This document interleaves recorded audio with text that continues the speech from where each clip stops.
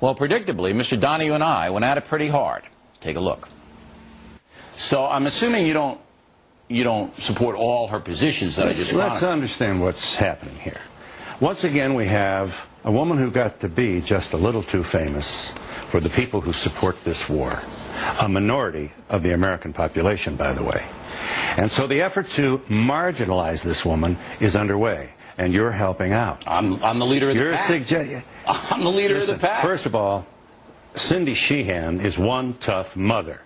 And nothing you say or anyone else are going to slow her down. No, that's fine. She has a right to do that. You can't hurt her. She's already taken the biggest punch in the nose that a woman can take. She's lost a son. Oh, okay. She's lost a child. But look, I'm not putting words in her mouth. And by the way, she is going to be at the center of one of the largest rallies since the Vietnam War. Proud, patriotic Americans who will show up in Washington this week for one of the most massive, largest demonstrations, protest demonstrations, right outside the president's window. And we'll And cover it. Fox is in the business of saying that this woman is somehow saying un-American things, hyperbole. No. Listen to what she said. Nobody said she said anything un-American. We say that her positions are radical, and they are radical. Let me tell you what's radical. What's radical is to send more Americans to die in this war, which is a monumental blunder by a president who swaggered us into it with, by the way, the at least tacit approval of the Democratic Party. You know, there's a lot of sin to go around here. What's radical for you? You want to send more people to this war? Listen, is that your position? If we cut and run out of there like you want to do, we would be putting every American in 1,000 times more jeopardy than they're in now. We're going to cut and run anyway, well, Bill. That's your opinion. What's my opinion? American military leaders have said we're going to draw down beginning next year. The difference between drawing down and cutting and running. Well, you're a cut and run guy, and I don't want my family in danger. You want to stay the course, don't you? Look. Here's what I want to do. I want to give the Iraqis a chance to train their army so they can defeat these people who are trying to turn it into a terrorist state. Bill. That's what I want to do. Bill. Go. Iraq was not a terrorist state. Oh, no. I hope I don't patronize you for saying guy. Again. He was just a great guy. Saddam was a bastard, but he was our bastard. He wasn't anybody. Donald Rumsfeld shook his hand in the 80s. Well, that's great. You saw the pictures. Now, listen. You wouldn't send your children to this war, Bill. My nephew just enlisted in the Army. You don't know what the hell you're talking about. Very good. Congratulations. Yeah, and he's a patriot, so don't denigrate his service or I'll boot you right off the set. I'm not. That boy made a decision to serve his country. Do not denigrate him or you're out of here. I'm not Jeremy Glick, Billy. That's right. A little bit more intelligence than I'm not somebody you can come and just spew Don't tell me I wouldn't send my kids. Loud doesn't mean my nephew just enlisted. You don't know what you're talking about. Your nephew is not your kid. You He's are my blood. You are part of a loud group of people who want to prove they're tough and send other people's kids to war to make the case. You have no clue about how to fight a war on terror or how to defend your country. You are clueless, so is Ms. Sheehan. And for Ms. Sheehan to say that the insurgents have a right to kill Americans and you're shaking her hand, you ought to just walk away. How many more young men and women are you going to send to have their arms and legs blown off so that you can be tough and point at people in a kind of cowardly way, take people like Jeremy Glick, who comes on in memory of his parents, and you go off on him like a big bully. Billy, you have to feel Mr. Donahue, with all due respect, have you apologized to him for that? Baloney. Jeremy Glick came on this program and accused the President of the United States of orchestrating 9/11.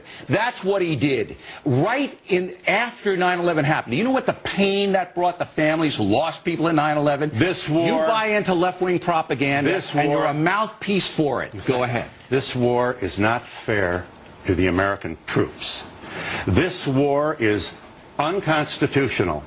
This war turned its back on the people who framed the most fabulous document in the history of civilization. I speak of the United States Constitution. All right. Why isn't the Democratic Party speaking that way? I'm sorry that it isn't. I am, but let's understand something. Are we all so misguided? Excuse me. 21 Democrats in the Senate voted against this war, as well as Jeffords, an independent, And may the Lord shine his blessings down upon Lincoln Chafee. I'm going to say something. I'm almost finished, Billy. I'm going to give you the last word. Almost finished.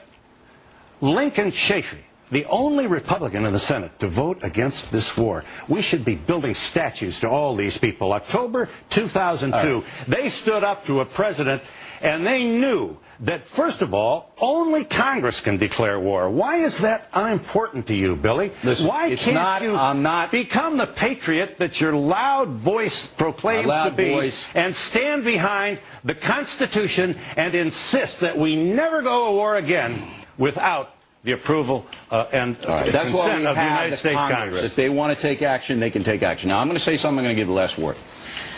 The Iraq War is not something that I embrace. It absolutely could be a tactical error. All right, just hard to know this. Listen to me, and then you're going to have the last word. Not something they embrace.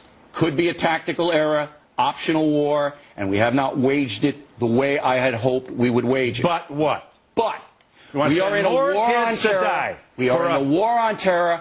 Our cause is noble. There's nothing to do with the war on terror. Yes, it does. And if you don't understand geopolitics, if you don't understand Iraq would be a terrorist state if we pulled out of there, you don't know anything. It was poorly planned and poorly executed, but Bill O'Reilly wants to send more kids to fight and die.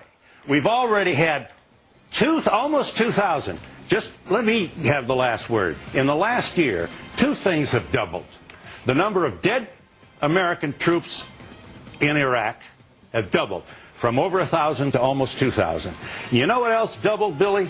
The price of Halliburton stock, from $33 to $66. That doesn't shame you? That doesn't make you wonder whether this is an enterprise that is worth the support of the American people? We need you at this rally on Saturday, Billy. We need you out there in front of it. To protest. I'm not going to be There is no democracy without dissent. You should be proud of people who stand up and dissent. I respect your dissent. A lot of fine men went and died to give me that freedom. You got it. I respect your dissent. I think you're way off in your analysis. You want to send more people to die in Iraq? Is that want to win the war in Iraq? Win. What does win mean? Means tell me those people have a chance at democracy. I got to go. How long is that going to take? I got to go. How long is that going to take? Those people deserve a chance at freedom. Thank you for coming in. Find tonight the mail. All Donahue all the time. Dan Williams, Mendon, New Jersey. O'Reilly, you've never looked less cool and so utterly foolish and disheveled. Donahue pummeled you. Sue Schradel, Rocky Point, New York. I'm so glad we have Phil Donahue speak out for all of us against the Iraq War. We don't belong there. Dyke Spear, Farmington, Connecticut. Bill, you won the debate intellectually but lost it emotionally. Donahue hit some of your fastballs out of the park. And overseas, Mary Stylianopoulos, Melbourne, Australia. O'Reilly, enroll in an anger management class. You were appalling. Tina Romano, Spoleto, Italy. Bravo to Phil Donahue. He's right on the money with statistics and facts as opposed to you, O'Reilly.